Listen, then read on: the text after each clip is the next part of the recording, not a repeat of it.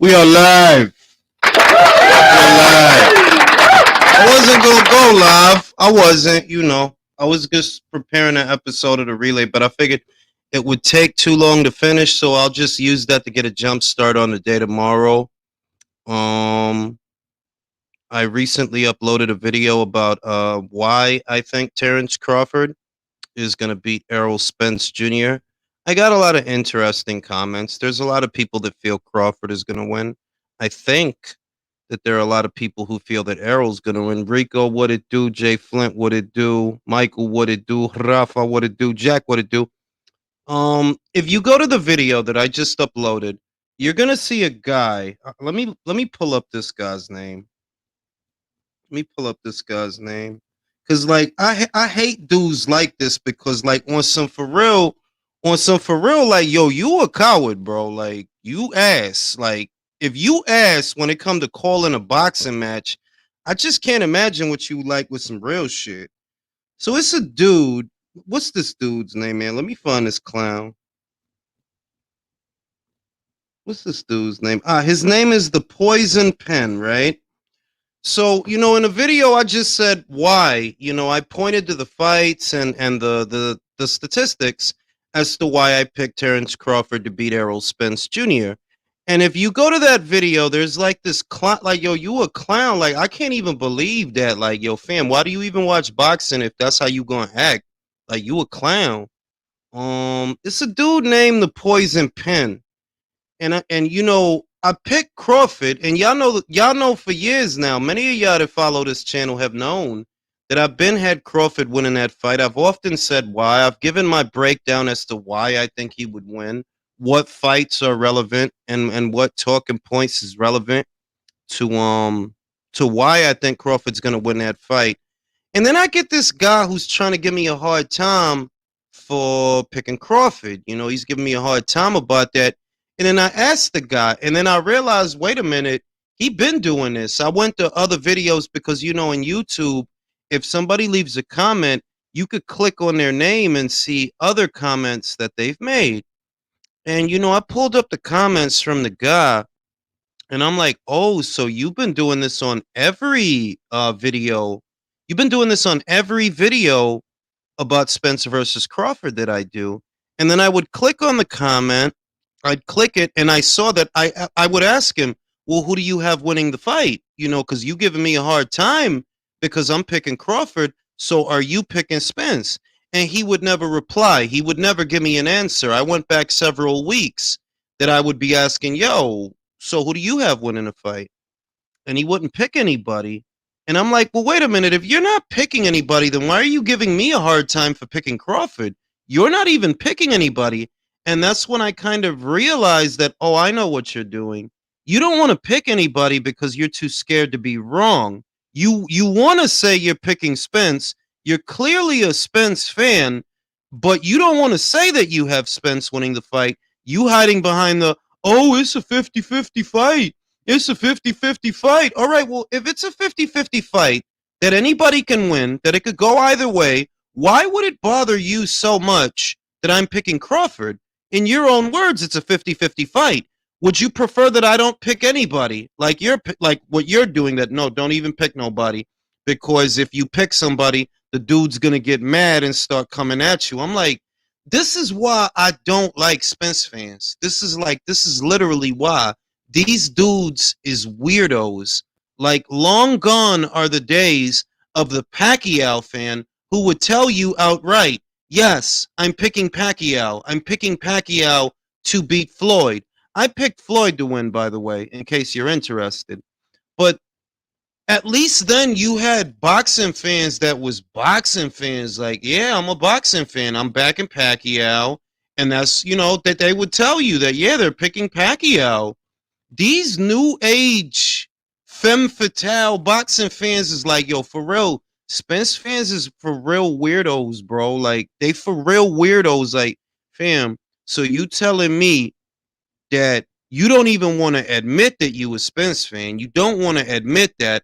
You don't want to admit that you're picking him to win because you trying to double down so that if he lose, nobody could hold you accountable. Then shut the fuck up then. Because you're not going to pick nobody. That's not the way that this shit works. You know how it works? What you trying to do is, it's like you trying to claim earnings to a bet that you didn't take. If you didn't pick, you don't get to come back later and act like you was right. Bitch, you didn't pick nobody. I already see what the grift is. If you're not going to pick nobody, after the fight, you don't get to come back and say shit because you was too scared to pick. Now, if you going to go with Spence, then go with Spence. I don't care. You the one giving me a hard time for picking Crawford. You fucking clown. I never in my life seen boxing fans like Spence fans. And I already know what it is. Like, I already know what it is. Like, I've been saying, them dudes is not fans of boxing. Like, y'all not fans of boxing, B. Y'all on some real crying game shit out here, B. Y'all want these draws? That shit killed me, bruh. Like, I ain't mad at nobody if they saying they got Spence. I don't care. Because it don't make no difference to who I'm picking to win the fight. I don't care. But if you're going to come on my channel and trash talk me, then I'm going to be like, okay, well then who are you picking? Because you giving me a hard time for who I'm picking. Who are you picking? And then, oh, it's a 50-50. I'm like, yo, man. Jules, real quick, bro. Go ahead, bro. This guy, bro, I've seen him for like the past like 2 months. This Tony the Tiger pussy ass bitch, bro. Like, he'll comment, oh, we're fanboys, we're fanboying. He's in the lives though. Like, he comes to almost every live just to call us fanboys. And About he never what, hops though? on the panel. He never hops on the panel. It's crazy. About what? I'll shoot him a link. Come on, Tony. Don't be a pussy, bro. The link is right there. The link is right Tony, there. don't be a pussy, bro. Tony, join the panel, bro. He just called us fanboys. He just called you a fanboy. Come school me, bro. Come school me live on my own channel. Embarrass me in front of the 97 people that's here right now. Come embarrass me, bro. He has to be a kid. He has to be a kid because ain't no way you're a grown man doing it. Nah, because a kid would not choose Tony the Tiger. A young child. Tony the Tiger is not to this generation of children what he is to us. So what that tells me is this is someone in between 30 and 40 or older. Ain't no way, bro. Ain't no way. Investigative Jules. I does this. You know this, bro. And I'm telling you, Tony the Tiger is a staple to guys like me in country, me and also unbiased, our age group. Tony the Tiger is not to this generation of kids. What the fuck? It's not that old shit. Nah, son, he don't mean to y'all what he mean to us, bro. Tony the Tiger was my guy. He got blocked on Coach Malachi. Yeah, Tony the Tiger put me through college, bro. What are you talking about? I'm 2002, bro. Tony the Tiger was my guy. Bro, what you know about Tony the Tiger with the stripes and the red bandana? You don't know he's Sky High Paru? You didn't know that Tony was Sky High Paru. Why you think he got that bandana? I think Tony the Tiger was basically, he was in his prime. He was in his prime like in the 80s, like late 70s. Yo, y'all are trying to steal that from us, bro. I'm telling you, how can you steal something you weren't alive yet, my man? I'm trying to tell you, Tony the Tiger started non-trade gangsters, my God. Why you think he got the red bandana? He both East Coast and West Coast Damu, bro. Tony saying debate what, bro? You called us fanboys, Tony, bro. Explain why we're fanboys. I mean, this is the other thing, Tony, that if you hear that much, clicking the link should not make you nervous. You acting like somebody gonna attack you or something, like. Yeah, bro, we're just discussing, bro. Come on, man. Like, if Mirage can get on here and talk, anybody can. Why you think I got so much respect for Mirage, villain? Because he don't duck no smoke. He's a man. He does take all his ludicrous beatings. That is true. But I appreciate, he's like the Jake LaMotta of YouTube boxing channels. Like, yo, he don't duck no smoke. That is true. Swear to God, Mirage he be taking a beating. He be getting cooked on every channel, even especially here. But he be getting cooked, and he keeps going back for more. But that you gotta respect. That's how a man. That's how a man behaves. Like, I'ma stand on my square, 10 toes down. I'm on my square. Tony, you should not be nervous to join a panel of people that you watch, and I be seeing his name. He be here for the lives, for the live reaction videos. So why should clicking a link? Man, Julian, listen, if I got the chance to debate that ego boxing guy, I would fucking do it in a heartbeat. Bro, I Ego mean, is not a real boxing channel. Ego is not a real boxing channel. He's not. I know, but if I had the chance to debate any of these fuckers, like Yo, who's that other guy? Julius. I don't know any of these fuckers. Like it would just be like I would welcome the chance. Do you guys want to hear some shit, bro? Go ahead. This fucking retard lefty, bro, tried to tell me Wilder has a better resume than Lomachenko. Who? Bro, I don't look. Can I say this? Why are we comparing a lightweight to a heavyweight for their resume? Like, that don't make no damn sense. Now, hold up. See, hold up. This the thing. This is what I'm going to say, right? One, I don't discuss those people here. You know why? Because if there's a conversation, you know what they're going to go back and do? They're going to act like I was saying some shit. Or like I brought... You know they childish like that. Like, they'll act like I was saying some shit. I ain't even saying nothing. Once somebody left a super chat, right? And I read it. Obviously, I had it on the screen. And it was about old boy. And it was like, yo, I'm not the one saying nothing. But they'll take that and act like, yeah, I'm over here talking shit. Like, bro, I don't be talking about what the fuck y'all be doing. Like, I don't be talking about y'all. Like, so I don't even want to get into it when it comes to that. Because I'm like, nah, son. Any opportunity they have to pretend that I'm saying something, they'll take it. No matter how childish the shit is. Hey, Jules, I gotta steal a page for my boy right now, right? You might need to put this into your arsenal. Anybody that mentions other people that don't matter to your channel, we gotta give you a super chat. Because why are we on your shit talking about somebody fucking else? They ain't talking about you. They ain't building your shit up. So why are we gonna talk about them and give them light? That's what I'm saying. That's like not even a knock on Michael because, bro, like I'm gonna put it this way. In other words, I like to make it obvious that I have better shit to do. That shit on Twitter is free. Ain't nobody getting no money off of that. That shit is not worth my time. Whatever's going on in the Twitter spaces and whoever be in them, that shit is literally not worth my time. My time is literally money. So unless you getting money doing shit, we ain't got nothing to talk about. And if you just be talking, which I see because people send me stuff, if you just randomly be talking about me, taking shots at me, I'm going to make it obvious that you clout chasing because I don't need to talk about you. Talking about you don't put no money in my pocket. But you talk about me for traffic so that people will like your shit. You're not doing nothing over there.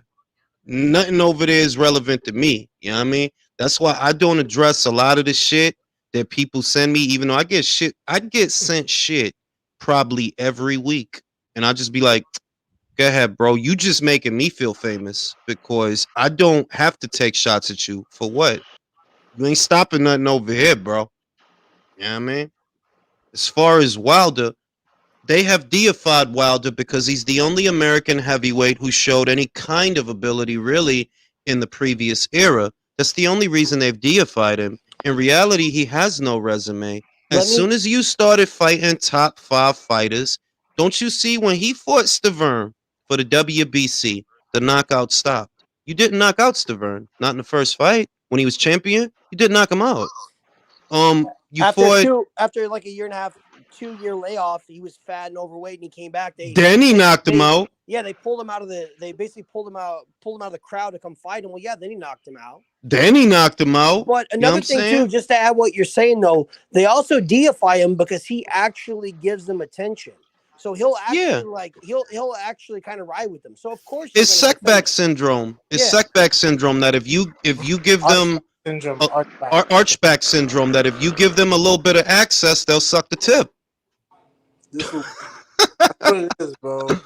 Yeah, you actually can't respect that channel at all. Like it's straight up dick riding and dick sucking. That's all every interview is, bro. It's a bubble, bro. This is like, hey Wilder, I spoke to this homeless guy on the street. He said you're one of the best since Ali. How do you feel about that? Yeah, like somebody said it. That's not a true statement. I hope that's not true. Somebody told Ellie on Twitter. It wasn't me. I think it was somebody named Evan Korn. They were like, you base your pound for pound list on whoever gives you access. And it's like, yeah, a more accurate statement could not be made. That's exactly what he does. He bases who he thinks is great and who isn't great just based on who gives him interviews. So, I mean, I don't watch Ellie at all, to be honest, to even. Very good. You spoke about this one time. You said that the reason why you don't get slanted and to get access, or at least this is how I interpret it, is because then you're no longer a boxing fan, or you're not talking objectively about boxing. Now you have to continue mouthpiecing, even if you don't agree with somebody. And a good example of that is, not that I want to bring up other people's names, but when Blue Blood was riding with Spence, right? He got all of those people to follow him. He had a big following. Whenever he started becoming more objective, kind of with Crawford, he was on the thing with Crawford. Did you see the interview whenever he was speaking? And he was asking Earl Spence an objective question. Earl Spence stopped them and Errol snapped at him. Errol snapped at him. Back? That's why you can't like ride with one side. That's why you have to be objective, because unless you're willing to commit to that, then you're not going to be objective ever again. See, I'm going to give a shout out to certain members of the media that actually do it right. There's certain ones that actually do it right. I believe Radio Raheem does it right. I believe that Marcos Villegas does it right. I believe that Michelle Joy Phelps does it right. Marcos, he asks hard questions. Shout out to Marcos. I believe that Coogan Cassius, because see, if you're going to be media, you have to be unbiased. You can't volunteer opinions, because your media, your role in it is to extract the information, nothing more, nothing less. And I get that. They stay the course usually. I've noticed that for sure. They're very diligent with their reporting. They barely show any inflection when it comes to any fighter. It doesn't seem like they favor anyone. You can't really put a finger on who they like. And that's how they're supposed to be. Like, it's Michelle Joy Phelps, Marcos Villegas, Radio Raheem, Coogan Cassius. There's a few others that I feel like I'm leaving out. Like, I do feel like I'm leaving out maybe Boxing Kingdom. That you just don't get the sense that they have favorites, that they pretty much ask everybody questions. Whereas with Ellie, like, bro, you might as well be a member of the street team, bro. Like you might as well. Now, my thing is, and I say this all the time, shout out to Kat, because me and Kat have a lot of arguments about this. Just because I have a little bit of names in the Rolodex, or just because I have a couple of sources, that doesn't make me media. I'm actually not media. I am just a boxing fan with a channel. I'm not media. Like, nah. Why you think I don't call it interviews anymore? I call them fan Q&As if I even decide to do them, because you've heard me say this, that I don't like going to anyone needing access. I don't like that, because I don't like the position that puts me in. And then you can't be as honest as you want to be if you know you rely on access in order to create content, which you can tell I don't do very many interviews. The interviews I do are really only fighters that I'm a fan of, really, honestly. Well, then it paints you in a corner, and then you feel like it's a give and take. You're gonna have to agree with them or ride with them, or you're not gonna get access, and that's what loses all the objectivity. And that's why it's a scary thing to do for these content creators, because if they do decide to change their mind, their audience is looking for an echo chamber. Yeah, you see what happened to Blue Blood 2 weeks ago, that he was asking a regular question and Spence got mad at him, like he not allowed to change his mind.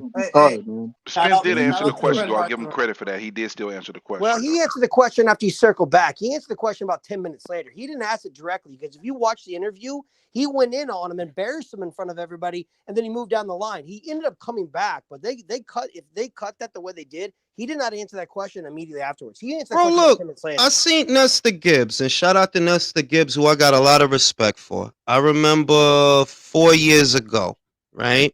He was in front of some shit with Broner, and he didn't say nothing bad, and I could tell that he didn't mean nothing bad by it. He basically said that Broner was not on the pound-for-pound lists anymore, which at that time, he was not. ESPN didn't rate him, Ring didn't rate him, BoxRec didn't rate him, nobody rated him, not TBRB, not nobody. So he said, like, well, I know that you're not on the pound-for-pound list, yada, yada, yada, right now, you know what I mean? And Broner took that out on him. That was years ago, maybe 5 or 6 years. He started being disrespectful. And it was then that I knew that, see, that shit is not for me. That shit is, because that was an innocent question. The same thing that happened to Radio Raheem when he was talking to Wilder.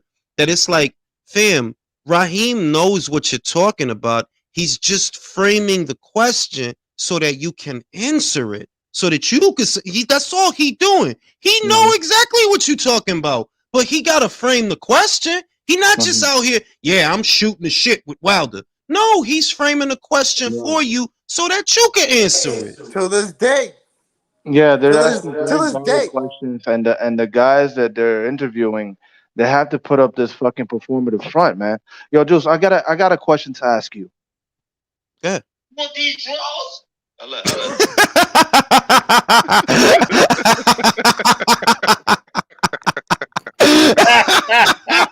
Yo, that was perfect timing, man. I watched the full clip. Yo, that shit is hilarious. Yo. Oh my God. I want to say something about that.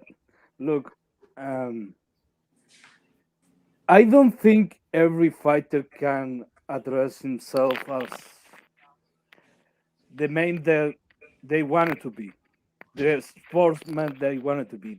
There's a fair amount of angle in every athlete, especially in boxers, because so much politics, and if they want to be successful, let's be honest, there has to be angling.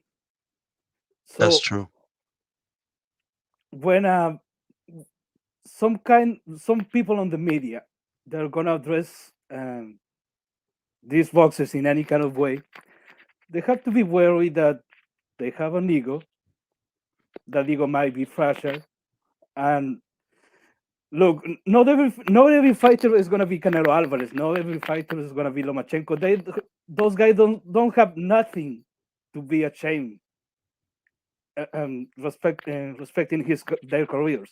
There are a lot of fighters that have been fucking around, and some of those things are their fault. Some of those things, they are not their fault.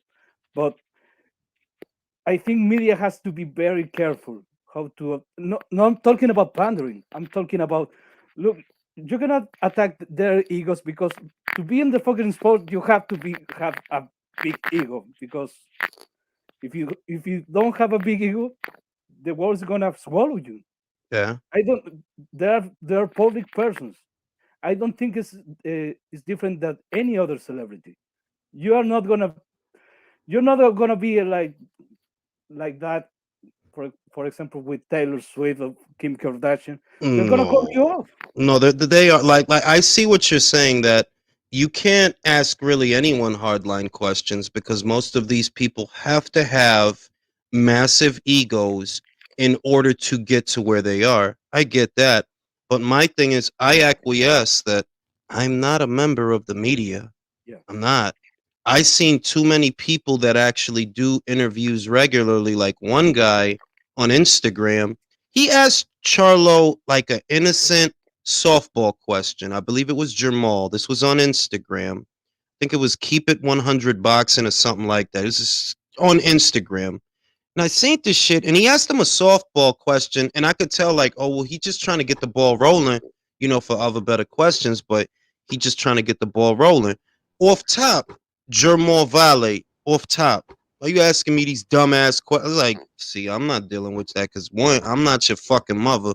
Two, I don't fucking like you, so I don't even want to talk to you real rap. Like, a lot of times, I'll get requests in my DMs to interview, and I'm like, I don't want to interview this person because I don't care what they have to say. I know what I need to know. The information that I want, I already have it. So I don't need to get shit from you. Like, they asked me if I would interview Stefan Espinoza. No, he's gonna lie. The fuck do I need to interview with him for? He's gonna fucking lie. What do you think that? Even though it wasn't a question, look at that reaction you got from Lubin that time, just making a little regular statement. That's what I'm saying. Look, and I'm not like, see, and that's the other shit, that I'm not young. I'm old. I'm not used to people talking to me crazy. I'm not. I'm really not used to that. So for you to do all that because you got knocked the fuck out, you could be who the fuck you are. I don't got hair on my tongue, fam. You got knocked the fuck out, and I knew you was gonna get knocked the fuck out. The fuck you want me to put it? How do you want me to say it? You got knocked the fuck out, right? Right. And before your fight, didn't I say you was gonna get knocked the fuck out? So what the fuck? Do you want me to say it nicer? You know what I'm saying? I owe you something because you got knocked the fuck out. Is that how it works? Fuck out of my face. That's why I can't be media. I'm just a boxing fan like everybody else, like Country, like Leo, like everybody with a channel. I'm here to shoot the shit with the fans, actually, more to shoot the shit with anybody else. Like, nah, I'm not in the industry. I might know some people, some good people, some reliable people, but I'm just a boxing fan. I'm not here to shovel shit for you or put up with shit for you. You bugging. Fighters, like I have said this, the fighters, you can't base your channel or the traffic on your channel on a promotional outfit or a set of fighters, because outfits rise and fall, fighters come and go. If you was relying, for example, on Glovegate videos, because a lot of people were, if that was your primary source of content to move the needle, well, that ship has sailed and that shit is dead, ain't it? That shit is dead, ain't it? If you was I remember there were channels about Rigo and Loma. They used to get a lot of clicks off of that. Well, that shit is dead. That shit is dead. You know what I'm saying? You can't rely on any one thing to be what moves the needle for you. It's better to just be a boxing fan. You watch the boxing matches. So just talk about the boxing matches that you you watch. But now you got the Jesse Jackson channels, and you got the neo-Nazi channels, and you got the Mi Gente channels. And it's like, yo, I'm not here for that shit.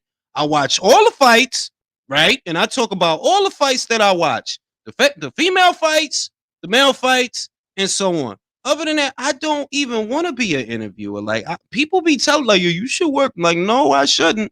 Because I've never taken orders well, ever. At any job that I've ever had. Like, nah, I'm going to do it how I want to do it. You're going to let me because my way is better. But I'm going to do things how I want to do things. And I swear to God, at every job I've ever been at, that's how it is. I'm going to do things how I want to do things because my way is better than yours. You're going to let me because I'm right. And that's how it's always been, long as I ever worked for anyone else. Now, I don't work for nobody. I work for me. Set my own schedule. I don't want to work for nobody. Especially if I got to have hair on my tongue. Suck my dick. I Nah, thought you worked for Al Heyman, IQ. Bro, if there's a contract on Al, sign me up. I'll take it. I thought he offered you Arrow's $50 million. If there's a contract on Al Heyman's head, sign me up. I'll take the contract. Pew! Just playing. I wouldn't do that. That bullshit content you're talking about.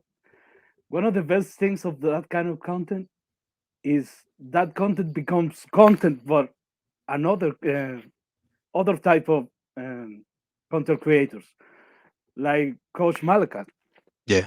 That he be cooking these motherfuckers. Be cooking them. You know what I mean? Oh, but I don't like the toxicity. I just don't like the toxicity because on YouTube, who they make me out to be here on this digital media is not who I am in real life. If you let them tell it, I'm supposed to be some kind of bigot. Nothing could be further from the truth. But if you ask the people that regularly take shots at me, that's the reputation they trying to propagate, which to me is insane. Could only be possible on the internet. Jules, can I speak? Go ahead. Check this out, bro. Before I found your channel, right? I heard that bullshit about you. That's what made me come to your fucking page. And once I listened, I said, man, get the fuck out of here. This dude's solid. I rock with this guy. Everybody full of shit. I heard about that before I knew who you were. Because, again, I wasn't in the YouTube boxing community. I just watched boxing for years. I didn't get into this shit till like a year and a half ago. So when I found you, because I've heard that type of bullshit, it made me look. So it worked out to your benefit in a sense. You got a new fan. You got somebody to fuck with you because I fuck with you heavy. But I tell you what, unbiased. The shit is that, look, that's one of those situations where your reputation, that's where you have to be. Look, I am not perfect at all in any way, but I'm an honorable person. That doesn't mean I'm a nice person. That just means I'm honest. I'm not going to lie to you. You know where you stand with me. In any sense, anywhere. I can't lie. I cannot lie. Like anybody that knows me outside of this, they know I can't lie, and I don't want to. I believe it weakens the spirit. I do not lie. No, I don't. I can't do it. So, Hey, yeah, go ahead, man. I was just gonna say, man, I followed you from your Facebook group here, and you know, I saw all the shit back then when people were trying to do shit on the Facebook group. It was because wild. people willing to lie, bro. Like that, and that's why that's my pet peeve. That, bro, before you lie, why not just shut the fuck up? Why can't that be an option? Just shut the fuck up. And what kills me is, you know why they don't shut the fuck up? Their fucking ego. For some reason, you think you're special enough that you can't just shut the fuck up. Don't lie. Just leave shit alone. Let sleeping dogs lie. You got people that'll lie on me, crazy, lie on me. And I'm like, yo, you really willing to do that? You know what that tells me? That the issues that you claim to champion, you don't actually care about any of that stuff because you're misappropriating it. You're just using it for personal use, like I don't know, a jizz sock or something. Like, well, dude, some of them dudes are stupid, man. Like, you had a better criteria list for your pound for pound than most other ones I've seen. And I asked you for a copy of your criteria one time on the Facebook group, and some freaking dude from out of nowhere just started laughing. You know, clicked the laugh button. He was like laughing at me because I asked you for that, but nobody had a more solid criteria than you at the time. Because they wanted to be, see, like pound for pound, they wanted to be ethereal so that it's subject to their emotions. And I don't even care if it's subject to, I don't care who's on somebody's pound for pound list or why. They care about other, like, look, Ring Magazine just did a pound for pound list and ESPN. I haven't even talked about it yet. What? Because I don't care. I have my own. I don't care about somebody else's shit. I already know that they tabulate their pound for pound list by a tally of votes from the editorial panel, which makes it a popularity contest, not a pound for pound list. That's basically, if this person gets this number of votes, then they're going to land right here. Irrespective of actual governing criteria, it's just based on who gets the most votes. And I'm like, look, that's their list. That's up the ring. If you follow Ring Magazine, you know, it is what it is. If you follow ESPN, it is what it is. If you abide by BoxRec's algorithm, it is what it is. If you abide by TBRB, it's the same shit. I got to throw my hat in the ring here and say that the pound for pound list I find volatile because it shifts. I mean, if a guy's inactive but he's a champion and he's inactive for a year, I mean, should he be on the list? No, absolutely not. Or move down the list. Because look at the list now. Look at the list now and the guys that have been on it. You know, Terrence Crawford, not that active, but he has fought in the last 12 months, but not that active. Errol Spence Jr., not that active. Jermel Charlo, not that active.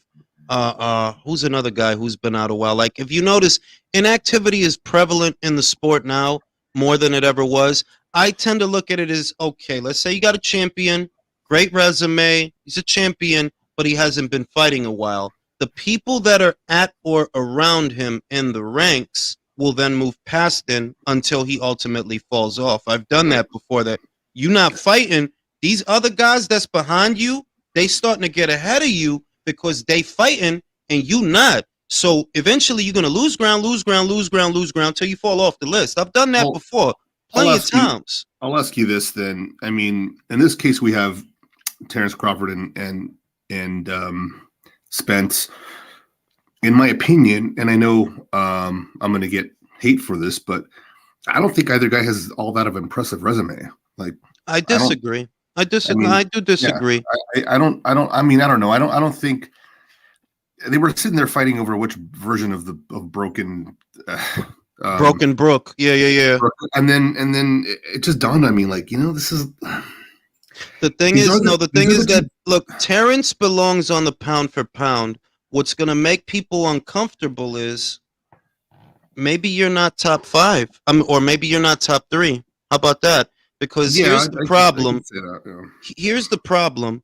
Usyk, Inui, Canelo. Yes, I'm sorry. It's the truth. You don't have a better resume than Canelo, Terrence. You don't. Most people don't. So you have to consider that, you know, you haven't beaten more champions than him. You haven't been a champion at more weights than him. You haven't. I mean, like, he's been a champion at 4 weights. You've been a champion in 3.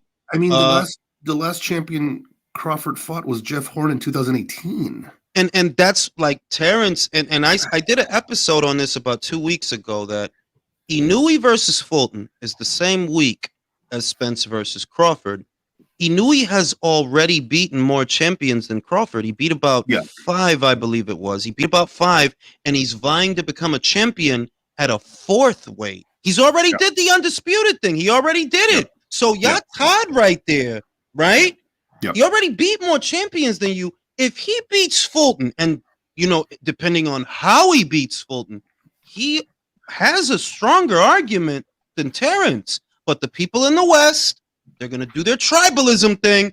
We care about New Japan, and like, bro. See, then if that's your worldview, I don't need to talk to you. And I'm not. It's not like I'm hating on Terrence. I'm just not. I'm just objectively. No, it's not. No, it's a real argument. I'm just looking objectively at the resumes and the facts here, and of course, I'm favoring Terrence to win, to beat Spence, but because I just believe he's just has more tools in the box and he's a much more crafty fighter. But it is a discussion. It is a discussion. It doesn't take away from the fact that he's a great boxer, but the resume speaks volumes, and the activity, it's just not as okay. But with all due respect, you also have to look at the fact that Terrence Crawford has had those opportunities. So when people say things, he didn't fight Garcia, he didn't fight this guy, he didn't fight that guy. Well, tell me the opportunity he had to do that. He wasn't given that opportunity. You don't. Well, yeah, I mean that doesn't really matter. No, me and Michael is the same. That doesn't really matter.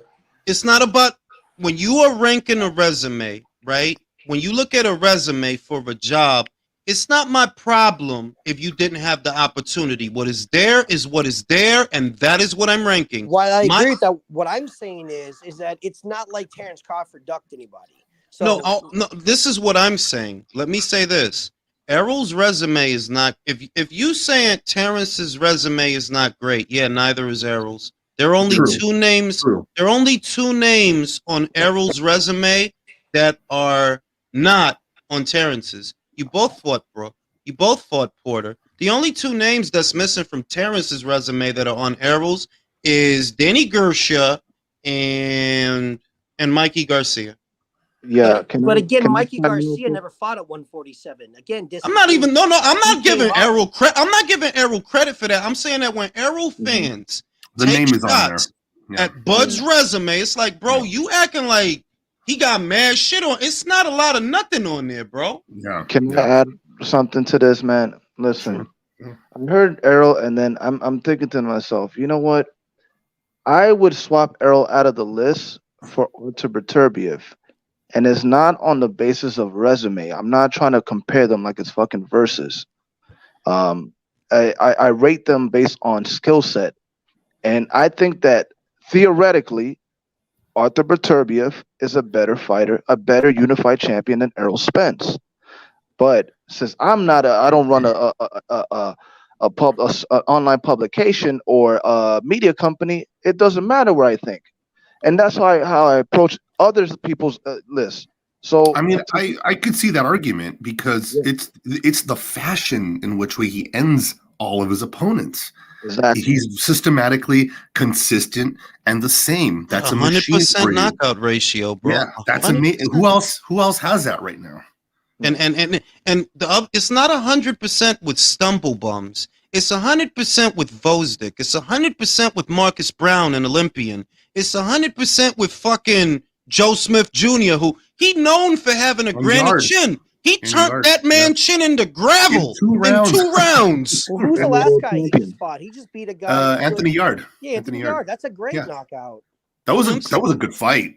That was a really good fight. So I get that. Like, for me, look, if it was about preference, right? Just looking at him, do I think Errol is more skilled than Kenshiro Taraji? I actually don't.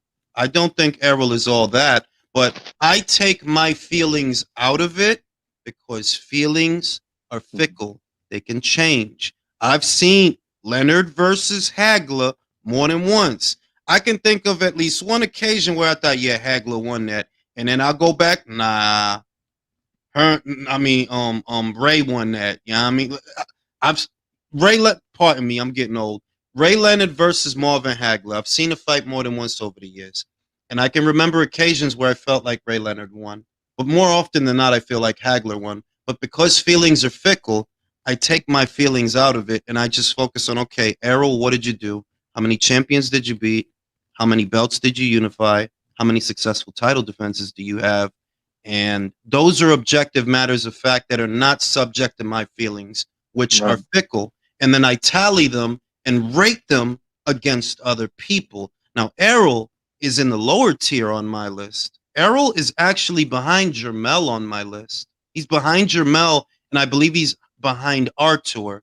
You know what I mean? Because, yeah, you got the same number of belts as Artur, except one. You're not Ring Magazine. You're not Lineal. Artur is. You never did that. You got the BC, the BA, and the IBF. That's what you got. He got the IBF, the BO, and the BC, and the ring, and he's Lineal. And if we go off points for style, listen, man, he don't win fights. He fuck you up. Fuck winning a fight. You win fights. He fuck you up. Man, fuck you up. It's not like, to me, it's not even a comparison. So yeah, whoever brought that argument up with Better Be is on the money, because that's a great example. Yeah, like it's emphatic with this guy, and it's not like Errol's quality of competition. Don't tell me that Ugas is better than Vosdik. No, he's not. If you think that, you don't know shit about boxing. Yo, Ugas is not a better boxer than Vosdik. Like, if a guy has been at the same weight for like most of his career, like, do we really put him on a pound for pound list? Because he's not really pound for pound. Like I love Devin, and I don't like Earl either. But that's besides the point. Like, Devin's been a career lightweight. How could you put him on the pound? Even if he got undisputed, how could you put him on pound for pound if he hasn't moved up? Hold up. See that? Hold up. That's a difficult argument, because we just mentioned Marvin Hagler. Marvin Hagler was in one division. He was a pound for pound. Yeah, he was. So I was going to say that. Just because you didn't move up multiple weights does not take away from your abilities and your skill set and what you've accomplished. Yeah, as long as you're crushing dudes. Exactly, like Marvin proved to me, at least pound for pound, on this planet, there is not a better middleweight on this planet. You need to go to another solar system or something. You need to go to Asgard, because you're not going to find a better. To this day, I don't look. I've had this debate when I used to do the fantasy fights on Facebook. Marvin would have beat the shit out of Roy at middleweight. The shit. I agree. Yes, Marvin would beat anyone at 160 since Marvin Hagler was at 160 till this day. The only person that I think, and I'm on my nerd shit, the only person I think wholeheartedly stood a chance, a real chance in a time machine, of course, against Marvin is Sugar. Not Ray Leonard, Ray Robinson. He's a bad motherfucker at middleweight. It's funny you mentioned that, because, like, okay, I was with Rico earlier, and I basically told the panelists, Rico. Yeah, that whole pound for pound shit, that started with Ring Magazine in 1989, right? Not really. When Ring Magazine, how long has it been around? How long has Ring pound for pound been around? Let me put it to you this way: the pound for pound concept, one, is not exclusive to boxing. It never was. And pound for pound as a concept in boxing, it didn't start with Ring. Ring just made a list, but it was around before that. It was that concept that if Virtuoso is a welterweight, but he looks fucking amazing, you say that Virtuoso is pound for pound a better boxer than, say, Country, even though Country's a heavyweight. Like, yeah, Country will probably beat him if if they fought. But boxing wise, if him and him was the same size with the skills that Virtuoso shows, if he was the same size as Country with them skills, he would win. That concept has been around for a long time. Yeah, look, I wasn't saying exactly that they invented the concept. I'm just saying that they invented the list, the publication of the ranking. Was started. The popularity of the list. Hold on. It's a tribute to Sugar Ray Robinson after he died, if I'm not mistaken. But wouldn't the concept also be negated by the fact that a lighter guy fights different than a heavier guy? Not necessarily, and I've heard that raised, but see, this is the argument that I have for that. A proper jab is a proper jab, whether you're a heavyweight or a bantamweight. A proper jab your form, chin down. You know what I'm saying? Chin. You can't be Ryan Garcia out here. That's what you're rating. The skills of the fighter. Chin down, proper jab, shoot the jab, get the hand back, move your head. These are the things that you're rating. Okay, And fundamentals.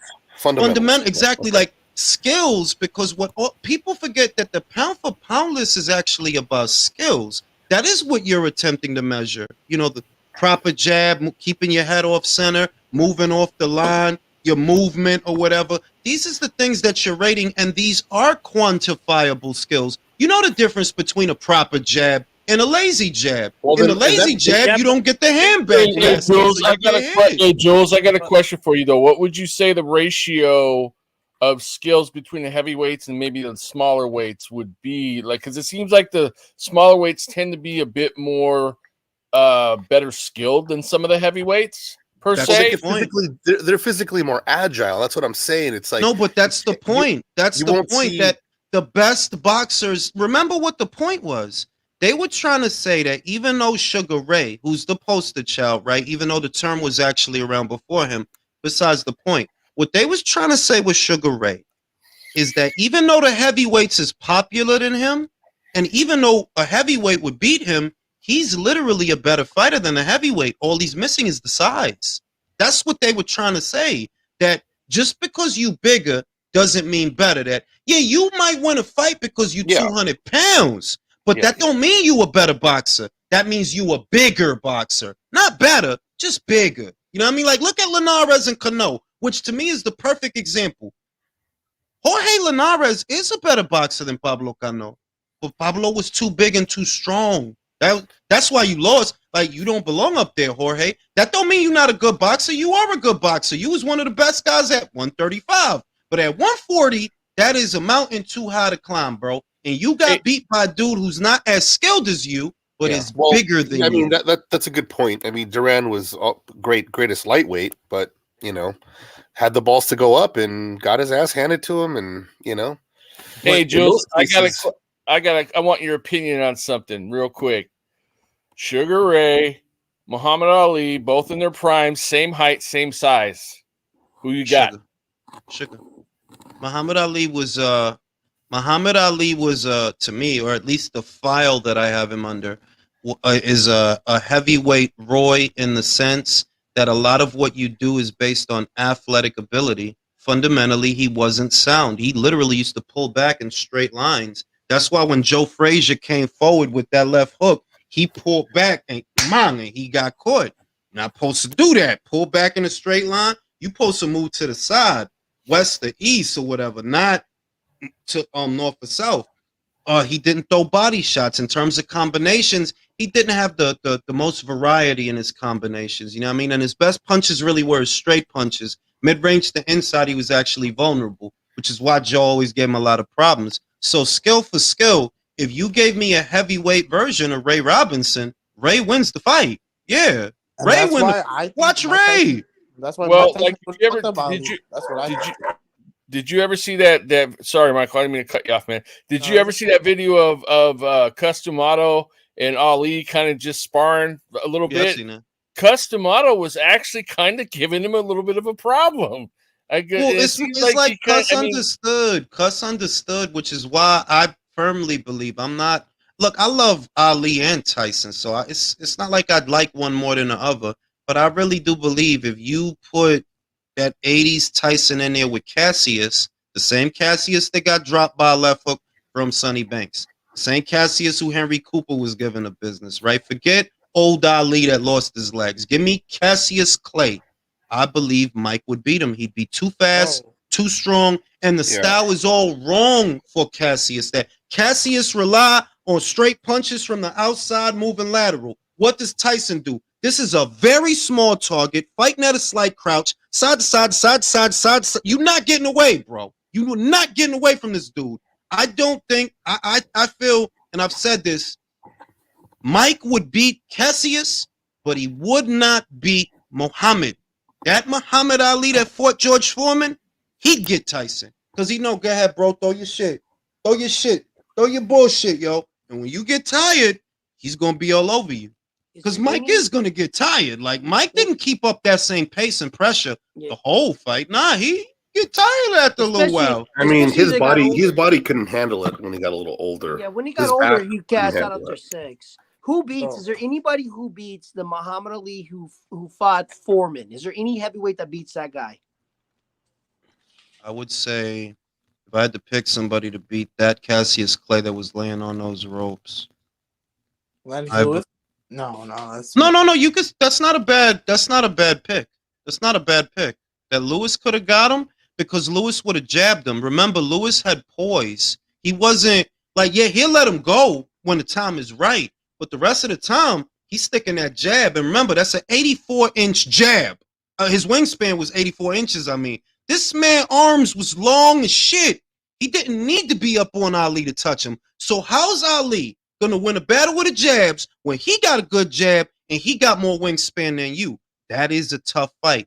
I would say give me Cassius with Cassius's legs and speed to beat Lennox to the punch. But that Ali that was sitting on the ropes in a Foreman fight, nah, Lennox would get him. I feel Cassius Clay would beat Lennox, but Lennox would beat Ali, even though it's the same person, because he was a very different fighter when he was a young man. He was fast as shit when he was a young man. When he came back from the exile, yeah, he got slow. You could see it. And he didn't move as much. Why you think he laying on the ropes? Because he can't get away. Like, fuck it, I'm going to let him punch himself out. It's hot as a bitch out here. I'm going to let him punch himself out. That was basically a rope-a-dope right there. That's what it was like, bro. It's hot as a bitch out here. We know he going to put everything he got into every punch. Go ahead, bro. Throw your shit. You ain't shit. 85. Did Angelo Dundee loosen the ropes? Yeah, I think he did. I remember hearing that they loosened the ropes so he could lean further back in them shits. Let me read the super chat. Shout out to Edwin Castillo, fan Beevil. He's aging out better beef, says legacy over money, but failed negotiations because the money's no good. Reasons to avoid Canelo make him look shook. I don't think he's aging out Beevil. Better beef. That's not fair because he was asking for that fight 2 years ago. What was Artur doing? He been asking for that fight. Like, I don't think it's fair to look at that way because look at Artur now, right? Bro, are you really pushing for that fight? What are you doing that shows me that you pushing for that fight? What are you doing? You could have petitioned a WBC before this Russia, whatever shit. Petition a WBC for an exemption to the mandatory. Tell them you want to go unified. Did you do that? So how bad do you want it? You know what I mean? I hope they fight. They probably won't. I hope they do, but I don't look at it as one way. I don't. Because Bob Arum said in plain English, that dude is boring at the end of 2021. He said, that dude is boring. Ain't no point in making that fight. That's what Artur promoter said. What was Artur? What did you have to say about it? Nothing. Bivol actually went as far as trying to get a Russian promotional outfit involved to bankroll that fight because Top Rank told him it ain't no value in it. So he was like, all right, let me see if I could go to Russia and get somebody to do it in Russia because we both Russian. That was at the end of 2021. I ain't see Artur making moves like that. So I ain't just going to put it all on one person. Bobby says boxing ego has a glass eye like Sammy Davis Jr. Yeah, I heard that. He got like a lazy eye. I ain't going to clown him, though. Just think he a dickhead and a race grifter. The stuff folks do on Twitter for clout, when the app doesn't even pay you, it's embarrassing. These fools are I'm trying to tell you, bro. They tell all type of lies on me, and I'm like, damn, dog. If you was doing that for money, I could see you literally doing it for free. You ain't getting no money off of lying on me. But go ahead. Darren Hodges says, I miss your Facebook Live video. Had many haters. Yes, I still do. I don't got no shortage of haters. Shout out to Marco Tulio, que lo que Montoya. Jules is the real face of boxing news. I'm enjoying your content and live boxing talks. Salute to everybody on the panel. I appreciate you, Marco. Appreciate you, bro. And yeah, like I don't got a sort I got obviously Ali is my favorite, one of my favorite fighters that ever fought. But I don't have no illusions about what would happen in certain fights because fundamentally, he wasn't fundamentally. He had a lot of shit that he was missing. He did. He was just physically gifted so he could compensate for it, which is that Roy Jones category. that you so physically gifted that you could get away with certain shit because you so fast and so, you know what I'm saying, so athletic. But fundamentally, yeah, he had holes and shit like that. He did. He's a sucker for a left hook. 85 to 89, Mike Tyson is the best fighter that ever lived. I'll say, I mean, that's to me, it's if you give me that Tyson, that Kevin Rooney Tyson, I'm just like, yo, it's gonna take some serious shit to beat him, bro. Serious shit. Like, I don't see nobody out here that who would beat him. That's why you gotta big up Evander, because Evander that whole time he was chasing Mike, bro. He didn't care. Like, I'll beat him. I know how to beat him. When he said that shit, that was like some real Odysseus type shit. Like, yo, you notice a cat can't fight going backwards. That's what he said about Mike. Like, yo, Mike can't fight going backwards. And it's true. Mike is a pressure fighter. You know, we talk about it all the time. Pressure fighter, boxer, puncher, pure boxer. Mike is a pressure fighter. If you put him on a back foot, he's not the same. He is who he is when he's coming forward side to side like a metronome with the looping right or the left hook or the uppercut. But all of that is coming forward. You put that little man on his back foot or you counter him because that's what Evander was. In case y'all forgot, he's a great counter puncher. He was a boxer puncher. He's a counter puncher. Like when he caught Buster Douglas with that counter right cross, said, dropped him on his shit like a sack of potatoes, right? He had the right style. And it's like, you got to big up Evander, though. Like, if we going to say that, yeah, yo, Mike beat everything, Evander got to be in that shit, too, because he knew, like, yeah, I get him. I know how to get him. Give me that guy. I know how to get him. And all of us were upset when Evander did it. Most of us were, man. I was hurt. Yeah. I was hurt. But for me, it's 2000 Roy Jones, man. You know, I met Roy Jones in 1998. And from 98 to 2000, I had a chance to be in his presence multiple times. And for me, the fighter, if I was to make one fighter that's the greatest of all time, 2000 Roy Jones, man. He was unstoppable then. He was like a fucking animal, bro. Like, imagine him in this era. Matt, who the fuck is going to beat him, bro? Who can beat him in 168? Can Canelo beat him in 168? No! I don't think so. No, Roy was just a athletic freak of nature, man. That dude had it big time. I literally said that the other day. That look, God bless Canelo because he's doing it big in this era.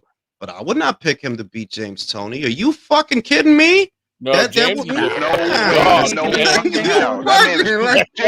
fucking crafty. He's too fucking crafty. Here's a question though: do you think Better Beef could give Roy Jones a good match if it was at 175? All right. I look at that fight objectively at 175, which is a very good version of Roy. I would still favor Roy to win because of the speed and the movement. However, that's a 60-40 to a 55-45 because Artur does hit that hard. He does. Like if he get in with a good one, yeah, yo, he hits that hard, bro. So but Roy Jones didn't lose his chin resistance till after he went heavyweight and came back down. Before that, he had chin resistance. The thing is with Artur Better Beef is if you notice his body, he doesn't even have to pivot and twist into his shots. That's just some power that you've God-given power. Like he just has it hits an arm punch, he will knock you out with that. Like with Artur was freaky, which is why, and we talked about this yesterday on the live. That see with Inui, he has power, of course, but it's form, function, and hitting you with a punch you don't see. Whereas with Artur, yeah, Artur can box, we know that, but that is raw power. The punch could be here, and your face could be here, and just by it traveling that much, it'll take you out, bro. Yeah, that's all you need. He got power in both hands. I mean, when he knocked out Joe Smith Jr., that uppercut was like right by his chin. Bing, and that was it. Bing. Boom. And I got a question. Am I wrong to think that the Inui Fulton fight, Inui is going to win, and there's no doubt? I mean, am I the only person? No, I feel the same way. I don't give Fulton any chance to win that fight. I don't think it. No. I mean, I'm leaning towards Inui just like you, Villain. I am, but I can envision little things that can make it challenging for Inui, because you have to agree that Stephen Fulton is the most defensively sound opponent that Inui will have fought, and he is also the biggest opponent that he will have fought. So that marriage of size and responsibility in the pocket and outside of the pocket, yeah, I can see things being challenging. Yeah. Hey, Joe, your super chats are piling up a bit, and somebody had a serious question for you about Benavidez when you get I to got it. you. Let me read this. Cervecero says politics, religion, and now boxing. Things I can't talk to people about nowadays. These days, nobody wants to actually read an article or do research. That is so true. Sure don't. Rick Star says, all hail to the fighters who can't speak the English and have to do unibrows. Make the American boxers urinate themselves. He talking about the Hergovics, all them consonants in their name. Deed says, Bud deadlifting 455 pounds is because that dude is a fucking welterweight, and he lifting that. It's a fucking welterweight. Shout out to Jerry. Jerry says your channel is so underrated. I agree with most of your takes, but can you explain your issue with Benavidez? DB and Crawford are the realest in the sport. Okay, so my issue with Benavidez is, if he was honest, I would have no issue with him.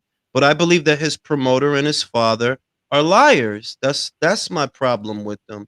That they whole shit is wasting people's time when you don't have to do that. If you don't think you're gonna get Canelo, just say, look, we don't think we're gonna get Canelo, so we're gonna fight who we can fight. What we're not gonna do is pretend that we monsters and this and that. Like, Brody, you could have got Caleb way before Canelo. It was your promoter that held off on doing that. I have the video in my gallery to pull it out whenever I need to edit it and use it in a video. That, bro, Samson literally said, no, we're going to wait to fight and the two middle. Like, I have it. So it's like, when I see you running a scam that is not necessary, yeah, that shit rubbed me the wrong way. Because it's like, what you doing, fam? Canelo unified your division for you in 11 months. You was here way before him so that you could act like you some shit. Fuck out of here. If it was easy, you would have did it. And I don't want to hear none of that sad rapping. If it was easy, you would have did it. You didn't do it because it's not easy. That's why you not who they say you are. I know that. Because if you were, why would you have needed 4 years for Caleb Plant? That should have been easy work. Y'all wanted to wait, right? Like, come on, B. David Benavidez. If it was easy, a lot of those guys could have done it. David Benavidez to fucking champion. It was magical. Because Ronald Gabriel, or whoever his name is, dude, at that time, I was watching a video about Hancho edits. Office Hancho. Yes. That guy was number 9 in the WBC, and he got ascended to number 6 magically. Why? I don't know. And David Benavidez went there, and he beats him by a split decision. Then the first fight. Yeah. And then they run the shit back, and he beats him by unanimous decision. What happens next? They have a fucking mandatory in fucking children. That fucking guy never supposed to be a mandatory for any fucking title. And they blame Canelo for that. That's what killed. Like, bro, Yildirim was already Mando before Canelo even won that belt in late 2020. Yildirim was Mando from 2019 going into 2020. He was Benavidez Mando, but they blame Canelo. This is the shit that irritates me about Team Benavidez. Like, bro, all he did was clean up the mess that you didn't clean up because you lost the belt on the scales. We all know that, yeah, there was chicanery. The WBC was moving funny, but they were moving funny for you. They were moving funny for Benavidez because Yildirim should have never been a mandatory. But who they made him the mandatory? For David. And David himself said that. They're like, yeah, I know I got to fight him. He said all that. That shit is not me making it up. It's a matter of public record. Shout out to Bobby Light. Tony had a few subpar performances. Yeah, but would you? I would pick him to beat Canelo. That's all I'm saying. Canelo had a few subpar performances, bro. You know what I'm saying? I'll pick him. I'll pick him to beat Canelo. You have to admit also that Fulton is a 10 times the outside fighter that Butler was. I agree with that. He does struggle with movers. I do agree with that. I'm leaning towards Inui just like you, bro. I'm leaning towards Inui just like you, villain. But I see reason enough to be like, yo, don't just. I'm not just going to shit on Fulton. He is a more defensively responsible and a bigger fighter than anybody Inui has fought so far. So that marriage of size, durability, and defense, eh, eh, yeah, maybe Inui does get him, but I don't know if it's going to be easy. Who would have thought that Butler was going to buy himself that much time? I thought that fucking fight was going to end in the first round. Think about it. Butler he didn't win any rounds, but he hung in there. He did. I didn't think that shit was gonna take that long.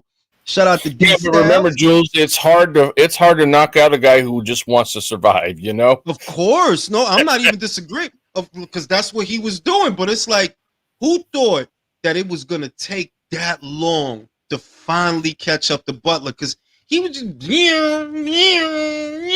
like NASCAR, bro. Like you just taking laps around the ring, bro. Butler was like, "Hey, I may have something here." That's what it is. Now I'll be right back after I smoke this cigarette. And then he was proud, bro. He posted on his IG. What he post? Like, oh, you guys thought I was gonna get knocked out in the first round. Like he was just proud to make it that far. Like that shit was hilarious. I mean, is Fulton's like footwork even that like? Is it that optimal that it's gonna be better than the last guy Inui fought? You mean Butler?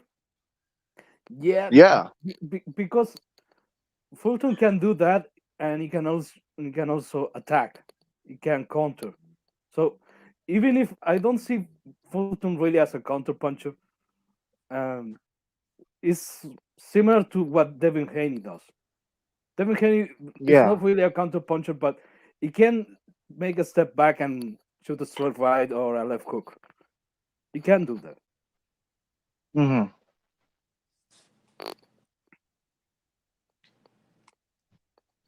I mean, I think Inui's like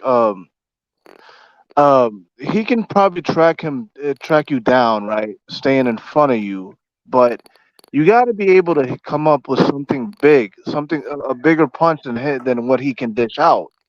I have a hard time seeing Fulton doing that because you could have put somebody out, cold, like somebody like what's his guy name, Brandon Figueroa. Like he just kept on swinging, but you never counterpunched him like with anything significant. It kind of like, okay, you had the better quality of punches, but like he was mostly like in your face. So I don't see what kind of footwork he has that could actually like counteract that kind of pressure. But Inoue, I think, has a more intelligent pressure than I say a Brandon Figueroa. He doesn't collapse the pocket. I think he's actually more precise with his punches. Yeah, totally. But don't forget, Brandon Figueroa is a huge motherfucker. It's really, really big, and the way he approach his fights, because Brandon Figueroa is, let's say, is very 19s, early 19s. No, not early 90s. In the first half of the uh, in the past century, fighters fight like Brandon Figueroa, like talking about the Right. He has a very old school style. Yeah, for fucking Jack Dempsey, fucking yeah. switching from leg to leg to try to approach the fight. Mhm. You're not gonna get away from a guy like that. So the way he applies pressure is very fucking different, and I don't think many guys can really get out of that kind of pressure. Now Brandon do that shit because at that weight is huge, so nobody's Mhm. gonna really capitalize from that kind of mistakes because there are many mistakes in Brandon Figueroa's footwork. Right. But I just think, yeah, I think if Inui fought a Brandon Figueroa at that weight class, I think he'd probably make him pay a lot much worse than Fulton, in my opinion.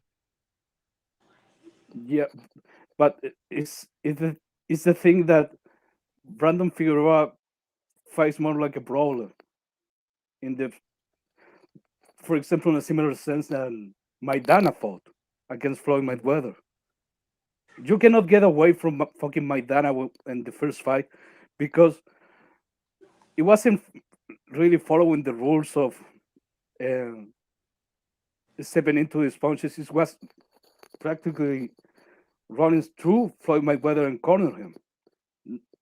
And Inoue is not that kind of fighter. Inoue is polished, is very technically sound, and when you are like that, cutting the ring and really putting the pressure is not gonna be part of your arsenal. Not like that. I don't think. I think it can apply pressure, but Brandon Figueroa's pressure, no, it's not that kind of fighter. Yeah, because like he makes the fight ugly. He just like I said, he just collapsed the pocket and he smothers his work and like throwing so many volume shots, thinking they're gonna break a fighter down, but they're not. I think they have a slapping effect. I just think with Inui, I think with better technique, you can actually channel your power, from the form, down to your, the placement of the punch can really create a significant damage. Not just damage, but like fight changing power. Like it could really turn the momentum of a fight. Getting caught Yeah, with something that you don't see, it's very clutch. And I think you know what, and I think Fulton is capable of doing that too. Also, he can hit you with something you don't see. He's very crafty. I'm not going to take anything away from him, but it just is not. He's just not that big of a puncher. That's all I'm saying. Yeah, it ain't gonna be no easy fight. That's for sure. I mean, Inui, I think he can win, but he's really gonna have to work for it.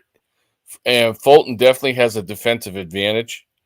Mm, But I mean, mm. like you said, he doesn't have power, so that's kind of what makes it intriguing. Um, I really want to see the fight. I think it's gonna be a great fight. I think we're all gonna love it. yeah. I don't know about that lack of power really, because Fulton is a bigger guy. He's stepping up to another weight class, and I have That's the true. feeling that every time that we say that a motherfucker doesn't have power, it surprises us. Because Nah, Fulton. no. Let's take Well, for not example every Devin Haney time, but versus it's Vasily happened. Lomachenko. Devin Haney versus Vasily Lomachenko. I really thought that Lomachenko was going through Devin Haney. That didn't happen. I have to assume that Loma felt something Yeah, that but night. Devin's knocked Nah, I cold before. disagree. Wait. Devin's knocked out people cold before. Like Fulton, what has 8 knockouts out of like 20 fights? Nah, bro, you don't got power like that, Nah, bro. he don't got power. He don't He got don't. power like that. He don't Yeah, got power like that. And Devin it, is and knocked out people. No, He no, doesn't I'm not talking about have knocking power. Inoue out. I'm He's talking about getting uh, respect. getting respect. Yeah. I think look, the thing is that Inui is not a glutton for punishment. One thing that doesn't get said about Inui, which I think will eventually be the reason that he loses, he's economic. Pay attention. That Filipino that beat MJ, better watch that motherfucker. You better watch him because he was making MJ look stupid out here rolling them punches off the shoulder. And he was sharp. Watch that fight again. Inui versus that guy. You better watch that shit. You better. Because that fight don't look easy to me. But Fulton, he can get Fulton with something quick that he doesn't see. I think he can get Fulton with something quick, something that gets in. It could be a body shot, but he can get him with something quick that gets in. You need somebody with firepower at 122 to get Inui's respect. And that Filipino guy that beat MJ, that dude has firepower. He's not just defensively. Defensively, he's got some shit, you but he know, also has his firepower. and he's gonna come in your face, and he's actually gonna fight like the bigger man. That's a very dangerous. That's a way more dangerous fight than Fulton for Shout out me. to Marlon Tapales. That's Paula's guy is Brian nowhere, Tamale. bro. That Tamale guy is some shit. Like motherfuckers need to watch him. And you know Sean ass. That's a Sean Gibbons fighter, right? I know, just like this guy who was supposed to fight him, Yeah, Jamriel Camaro. He could punch too. He could, yeah, but I think he knew he. I was confident that he knew he could get him. I was confident that he knew he could beat the shit out of Casemiro. It's Tamale that I'm like, Yeah, yo, this dude look like a yeah. problem. You know what? He's Tamales. He's very he's more defensively responsible. Like Casemiro, he kind of reminds me of JCC Martinez. You know, it's a little bit of a wild style. Yeah. I agree. Shout out to Rick Star. Come on, guys. But the KO of the year still has to be Gento Nakatani versus Andrew Maloney. I don't think Inui will flatten Fulton, nor shall there be a full violent knockout like that till 20. Nah, you got to remember, Artur about to fight Callum, bro. That shit could get ugly. Yeah, I think once Callum gets hit, he's going. or if Callum land a right hand, like if he just pulled a Hail Mary Liverpool punch that he hit remember, you turn that dude into a dildo on the floor. Legs started shaking. That shit, it's just a lot of shit that could happen before the year is out. Into a dildo. Turn that motherfucker into a dildo, B. He was like just vibrating on the floor. Vibrating and shit. That Junto Nakatani fight. When you see the recording from the gallery, it sounds like someone got shot. You did, yo. I went to the reels on top. You could hit pop like it sound like a gunshot, bro. Like he shot Andrew, bro. Shout out to my man Joel. Joel's the truth senior son in the Spence fans. The shit is, I'm not even trying to bother the Spence fans. I'm only picking who I'm picking and telling you why. Like I'm not even trying to bother the Spence fans. Like for real though. Like I'm saying, this is who I'm picking, and this is why. That's all I'm doing. And nothing I said was a lie. Like, nah, I didn't. I base everything I said off of something that really happened. Yeah, but you know what? They don't like it though. I want to ask you a question because I want to be. Let's be objective. Let's be objective here. My question to you is: what can Spence do to win the fight? What do you see that is weak enough that Crawford? Where can you see a path to victory for Spence? Oh, that's easy. What Spence has to do, and he has to do it early. He has to hit the gas early. The problem is that there are caveats. If you open up early, you can be caught early. Going for a knockout, you run the risk of being knocked out. Now, Crawford's best weapon in the fight is his legs. What do you got to do to take away a guy's legs? You got to hit him in the body. Now, what's the caveat of going to the body? Your head is open for counters. It's not that Spence doesn't have a path. It's that there are caveats. That's the problem. A busy fighter, a busy puncher, stands a better chance of outworking his opponent. However, because you open up more, you can be caught more. You're not fighting a guy who's just going to sit in the pocket with you and sell out. You're fighting a moving target that counters. That's what you're fighting. So if you open up more, you'll get hit more. I rewatched the Diaz fight today against Crawford, and Crawford ended up winning that fight. If you remember, he retired in the 10th round. And what I noticed is that Diaz being a southpaw, whenever he was throwing, kind of like the last fight against Avanesian, he countered the shit out of him, and he just wore him the fuck down. He beat the shit out of Diaz, bro. But it was just counters. Almost all of his offense was counters. Counters off that left hook. He countered him right hand. Peppered him in the face 2-3 times. And Diaz never looked that bad. I mean, he never was humiliated like that, even in later losses. Exactly. He was a hot potato. That's what people don't say about that time, that Diaz was a PBC fighter that could not get a fight with a PBC fighter. Nobody else would fight him on that side.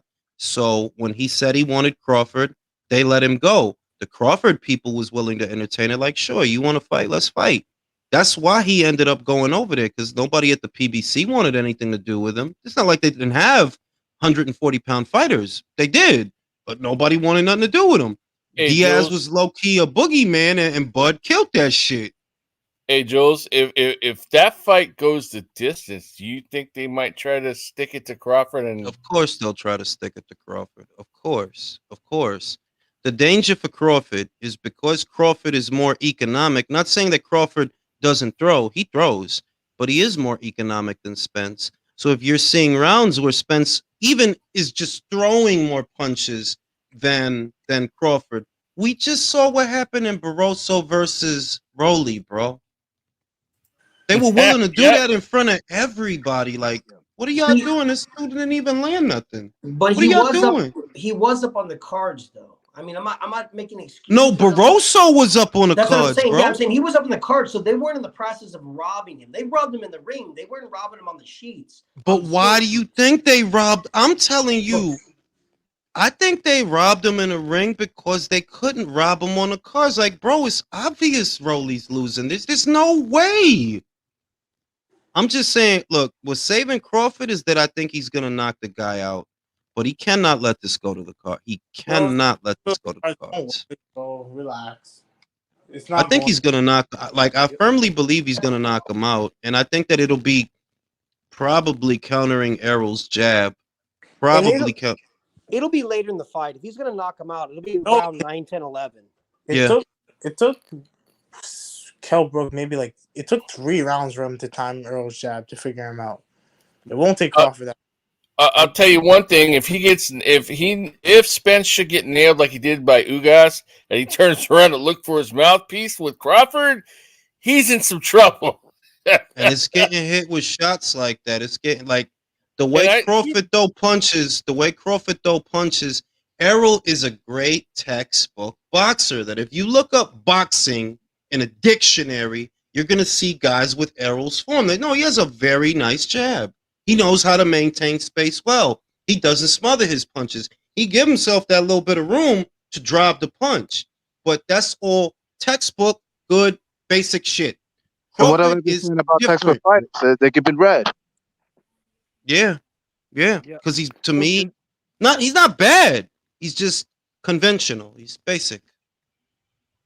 The one adjustment that he makes, and I don't even call it an adjustment because it's consistent in every fight. So I don't even consider it an adjustment from Errol. Is after 3-4 rounds, he just starts throwing more punches. That's his adjustment. I think the worst thing that Crawford could do is kind of like what he did against Green Beans, is if he gets him and he tries to trade with him. If he tries to trade in the pocket with Spence, he's going to be playing into his hand. He cannot do that in that fight. Yeah. What he can't, I hope that, and I mean, I think he's smart enough because he's just been consistent that he doesn't just sell out and throw 3 and 4 punch combinations unless he's fucking you up. Now, if he's on a defensive and he ends up in a situation where he's in the pocket, moot, 2 low uppercuts. I seen it in the Jose Benavidez fight. When he's laying into him, he got in there, tilted off to the side, moot, uppercut. In the Avanesian fight, he coming forward, high guard, moot, up. It was like 2 uppercuts and I think it was a right hook or a right cross or something like that. It's like I trust his countering more than Errol's volume because Errol, while he's getting off, the other guys get off too. Porter was getting off. If you go back and watch the Bud fight versus Benavidez, what you're going to notice is I think it was probably the second, third, or fourth round. What he ended up doing is he went in there and brawled with him to test his power. And if you'll see, he got caught a couple times, and he went back the next round. He worked off of that, so he learned. I think he's going to do the same thing with Spence. I think he's going to go there with Spence probably early on, maybe round 2 or 3, and feel his power and see what happens. He's going to learn off the gas, and that's when the counters are going to start coming in round 4, 5, and 6. That's exactly what I think. I agree. By round 5 is when you're going to see him. Round 4, round 5. That's when he's going to beat, because that's what usually happens. That's when he get in his groove, and you start seeing, oh shit, here come Bud. You know what I mean? Whereas with Errol, in fights with fighters that ain't Bud, yeah, you be getting hit a lot. Not like you gonna get hit. It's a boxing match, but Errol get hit a lot. Like, come on now, like you don't gotta look hard to see that. Like, yeah, you get hit a lot. He gets hit more than Bud. He literally he get hit more than Bud. If you go back and hey, Jones, you got another super chat, man. If you go back and watch that Porter fight, man, he got touched a lot. I mean, a lot in that fight. If Porter has a little bit more power, Spence gets knocked down. He got rattled 2 times in that fight. I remember. Rick Starr says Wesley Snipes said always bet on black and Crawford is the darker bro. Well, I ain't going. I mean, No, like, man, come I ain't on, going. Like, come bro. This on man now. gonna Like, play what we roulette doing? with boxing. Come Come on on, now. Like, we ain't gonna do that. Like, nah. panel, tell me if I'm reaching. I picked Jermel, not Jermal, but Mel to beat Oh, Andre if he skipped 160. I tell you what, that's Oh, not I crazy. definitely think he oh, would. y'all see that they got the That's fight not agreed? crazy. Y'all see the Tim Zoo shit agreed? Y'all saw I that? s- yeah, I seen that, but I don't think nothing about that because the fight was already agreed earlier this year. Showing me something, right? They say that something about rumored to be October, but I wanted to add something with the Crawford Spence, and this is what I think, and I agree with you guys, but I'm gonna add a little caveat. I think Bud is going to actually pressure Spence to start the fight. Why? Because if he gets him on his back foot early, Spence doesn't get settled. Because one thing is about Spence, he's like a locomotion. Like once he gets steam, he gets rolling and then he really gets into his groove. He's going to keep him from getting into his groove. He's going to keep on making Spence reset. He may not be doing nothing crazy, but what he'll do is he might come in, come on, see Spence go in the jab, and then throw a couple combinations and then push him back and tie up some. The Mm-hmm. offset his rhythm so he doesn't get a rhythm early on in the fight. Yeah, And because he then not used to nobody stepping to him. exactly. And then after that, he's going after the first like 3 or 4 rounds, then he'll step back and let Spence come to him. Because then at that point, Spence has not gained his rhythm. And then if Spence tries to pressure him, he might make the mistakes that allow Bud to counter those mistakes because he never was able to get settled in a rhythm and to get going. Because that's the thing about Spence. If you let him get in a rhythm, he's a problem. Yeah, if you let him get some momentum, yeah, because he'll get confident, he'll try for shots.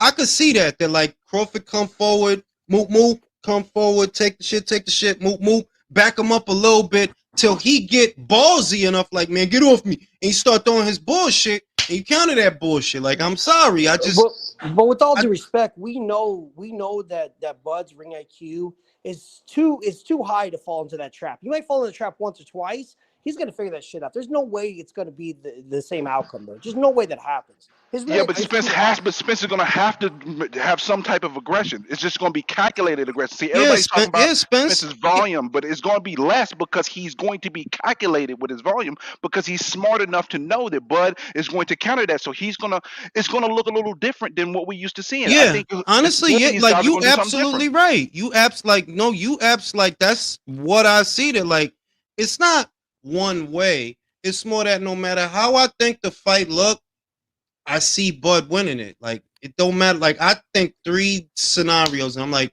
yeah, he got something for that. He just for all the shit you good at. I have seen that he has something for that. For My all the shit question, you good at. Um, I my I questions. I Go ahead, see Leo. a scenario when Spence can win. It's unlikely, but look, there's a weapon that I, I've been I've seen many times being used against Crawford. I'm not talking about the 1-2. If you lead, if you go, if you just go with your backhand, especially on the beginning of the fight, you're gonna catch Crawford. Crawford is susceptible at the beginning of the fight when you just go with the backhand. It happened in the Diaz fight. It happened in the Kavaliauskas fight. It happened in many fights. I've seen many times Terence Crawford being hit with the backhand. Yeah, but that's early in the fight. It's Yeah, always yeah. But listen to me. If Errol Spence can pull that off, I don't think he has that type of mentality to go there because Errol Spence does everything with the jab. He accepts everything with the jab. If he can go and knock Terence Crawford down, maybe 1 or 2 times, he's gonna have to force Terence Crawford to fight his fight the rest of the fight. I Yeah. don't think it's likely. I don't Because think that's likely either because he doesn't have that. Errol's power is accumulative, not concussive. It's accumulative, you know? He beats you down. If he beats you, and he does beat guys, it's with an accumulation of punches. It's not like he got just this super strong backhand that like that don't be happening, bro. Ugas was right there for you. You couldn't score a knockdown. Mikey was like this for 12 rounds. For 12 rounds, like you just don't have. I'm not saying he can't punch, but I said it in a video I did. You not to 147 with Benavidez to 175. You not that. Because you was teeing off on Mikey. You couldn't score a knockdown. I want to backtrack because I have a question. Does Earl have another gear? Does he have the ring IQ to switch up his game? Because if you're going to give Earl credit, which you can, he's got a high gas tank. He's going to throw a lot. He's going to move forward. Does he have the IQ to be able to change his game plan? Or is he so conditioned that he won't know? If he does, we haven't seen it. That's my question. If he does, we haven't seen it. I can't. The best version of Errol that I've ever seen was Cal Brook Errol, and even in that fight, what won him the fight was his engine. Brook eventually gave out. Brook eventually wilted. Errol outlasted him. That's how he won the fight, and that's the best version of Errol I've ever seen. Other than that, what he has is being a decent-sized welterweight with decent power, good jab, good body attack. But he's very conventional. Like, I have another question that I want to try to understand.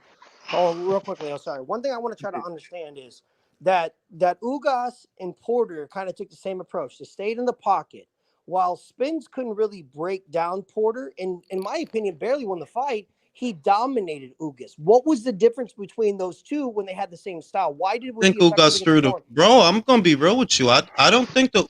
I've said this, and people can say whatever, but I don't believe that was a real fight. I've seen many Ugas fights, many fights. I said the same thing. I don't. That Ugas that night. Why you sitting? You going to the pocket? Yeah, that was weird. You're not man. jabbing. You're not jabbing your way into the pocket. You're not slipping. You're not staying off the line. And you doing this. Listen. What type of counter puncher doesn't throw any counters, bro? Ugas has thrown a million counters. Yeah, Ugas did not move from when he was in the pocket. He just stayed in the pocket, and then at times he wasn't even throwing. I won't go as far as Jules is going, but I'm going to say that the difference between Porter and Ugas is Porter threw punches after he connected. Porter stayed in character. Ugas. Yeah, that was weird. In character. Ugas broke character to do nothing. He didn't do nothing. He literally stood in front of him and covered up and let him tee off on him. That didn't make no sense to me. I mean,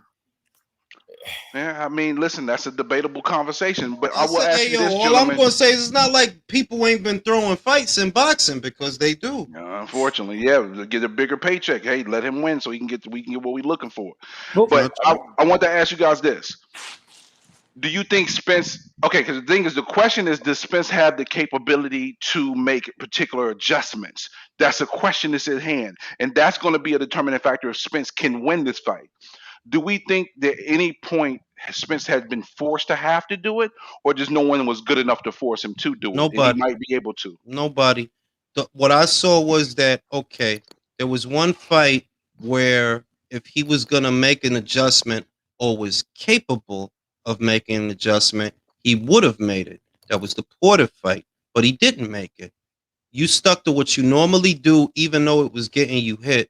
You still did the same thing that you normally do. You was just getting hit more as a result of it. That was the one fight that called for an adjustment where, you know what, maybe I should time his entry, because by now I know he's going to come forward. By now, maybe I can time his entry and nail him with some shit to get him the fuck out of here so that I don't get hit as much. You can't. He did that in the 11th round, though. He did do that in the 11th round. I mean, because look, he scored a knockdown. It took you 11 rounds to do that. And it really wasn't. If you go back and watch it, if you go back and watch it, it wasn't a really convincing knockdown either. I just rewatched those last 3 rounds, and it was a lot of it was just straight fatigue as well too. So, you know, Sean Porter only has so much of a gas tank, and I think it was fatigue. I'm not saying Spence didn't win the fight. That's taking away a little credit from what he actually accomplished. I'm just saying, was that really an adjustment though? Was that really an adjustment? Because that was a time. But I think Fury Otto Valine. As much as I don't like Fury, that is an adjustment. Like, damn, fighting orthodox, this dude is fucking me up. Time to go to Southpaw. As soon as he did that, he was winning the fight. That's an adjustment. Andre Ward in the second fight, like, oh, you don't like getting hit in the body. I got you. That's an adjustment. You But scored a Spence took knockdown. but Spence took a whole step back to be able to land that shot. That was an adjustment. It again, I think Spence doesn't get enough credit for it because it's subtle. It's not heavy duty, so visible like Crawford's. It was a subtle adjustment because he took a step back to land that shot Bro, on all Porter to knock you him know down. what you did? You did. It took you 11 rounds to do what Crawford was doing the whole Porter fight. It took you 11 rounds to figure that out. But Crawford came in knowing, bro, I don't gotta chase this guy. He gonna come to me. Porter, I think Porter. But also that Porter was approached that the was the fights most. differently too, though. Man, and I fucking put the highlight of this shit in the video. I did that. He took that half step back, move, uppercut, and drop Porter. Like, like, nah, man. I got Bud, man. That's all I got to say. Let me say this. You were talking about Spence versus Brook. Look, I understand you were on enemy soil, but you're a boxer.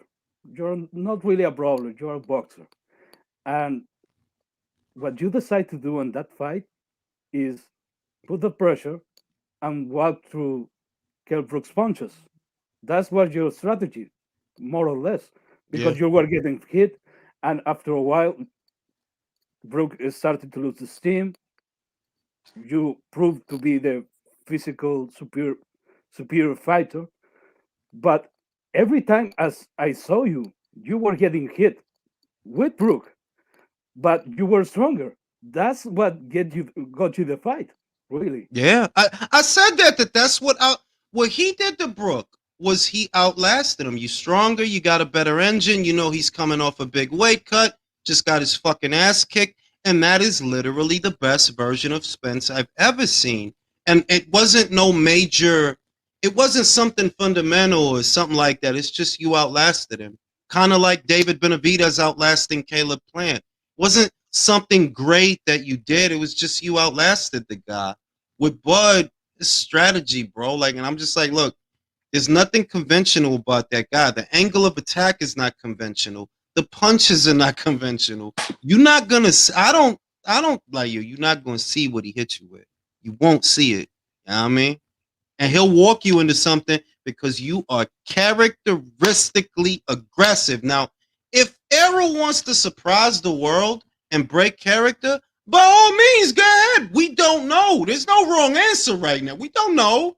But I know that Errol has been who he's been every single fight I've seen him. He's been the same guy. He's the same. The same Errol that fought Sean, that's the same Errol that fought Danny. Same guy. Same Errol that fought Danny, oh, that's the same Errol that fought Mikey. It's the same shit. Just throw more punches. After 3-4 rounds, throw more punches. That's the strategy.